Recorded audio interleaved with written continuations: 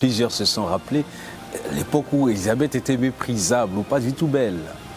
Elle portait sur elle les stigmates de la mort de sa mère. Elle n'avait que 8 ans quand sa tante mère l'avait quittée. Malgré tous les efforts de son père de bien prendre soin d'elle, Élisabeth arrivait à l'école avec des habits froissés, des cheveux emmêlés, la mine toujours défaite. Puis un jour, les choses changent. Les cheveux de la petite Élisabeth n'étaient plus désordonnés. Ses vêtements étaient bien beaux et élégants. On pouvait lire sur elle le bonheur.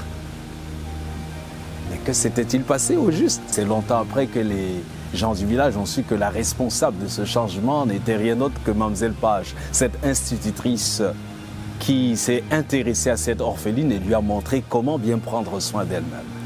Et l'a amenée faire des courses, acheter des vêtements de qualité avec son propre argent.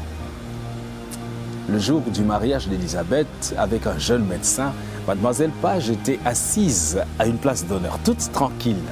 Tout le monde avait alors compris que Mademoiselle Page avait un coup d'œil merveilleux puisqu'elle avait été capable de voir ce que cette orpheline mal coiffée et mal habillée pouvait devenir.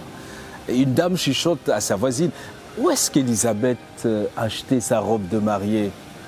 C'est la plus belle jamais vue dans ce village. » La voisine lui répondit: « Et tu ne sais donc pas, c'est la robe de Mademoiselle Page.